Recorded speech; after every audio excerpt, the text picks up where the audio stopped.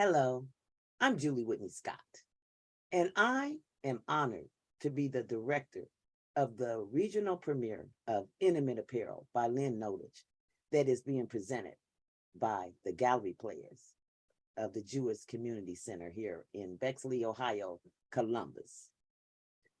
I think during Black History Month, it's important, I feel, to present creative works that empower, encourage, and support the notion that African Americans have made great contributions to society in spite of the many trials and tribulations they have faced in a white focused America.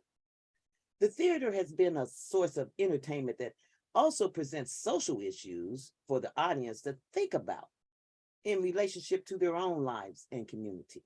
Intimate Apparel shares the hopes and the dreams of African American women in the early 1900s when they had to work jobs that they brought no joy or a future out of poverty.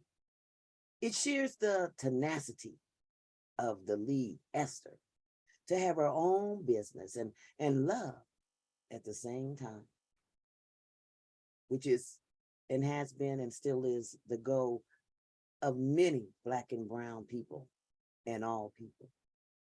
There are many themes from the setting of Intimate Apparel, which is in 1905, that are still relevant today. We see people immigrating to America with the hopes for a better future. We see the children of these immigrants trying to carry on family and religious traditions. We see broken relationships and women being held to different standards than their husbands. I want the audience to pay attention to how each character, in their own way, want the same thing: love. I have a special place in my heart for Intimate Apparel. My mother told me stories of how her mother would take her downtown to look at beautiful patterns in the drugstores and the fabric stores. My grandmother would buy the material that she could afford, and then from memory, she would draw the patterns she saw on newspapers and then make my mother beautiful clothes and other people beautiful clothes, including herself. My mother, who is 88 years old today, still changes her beautiful, elaborate curtains in her windows every season. She always said, you can tell how a person lives by the curtains in their windows. When we ride down the street looking at people's house, she'd be like, look at that. You see that?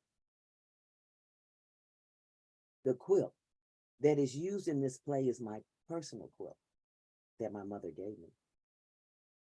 The curtains represent that although Black people were poorer than whites, they still had class.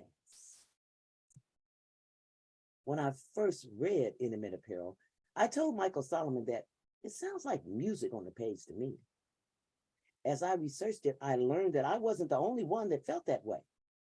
PBS Great Works produced it as an opera version that I saw, and it was beautiful, beautiful.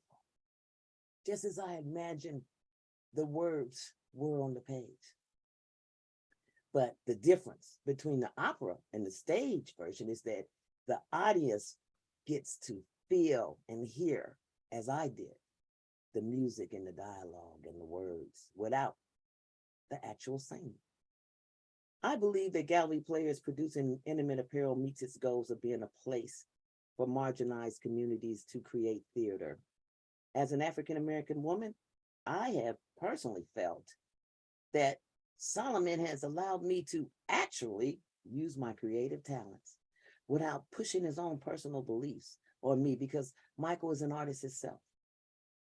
And this has allowed me and the cast members to really feel and bring the characters to life. I hope that Gallery Players is going to continue to produce works that represent not just one race of people, but many, as Intimate Apparel does, because we all live together in this world.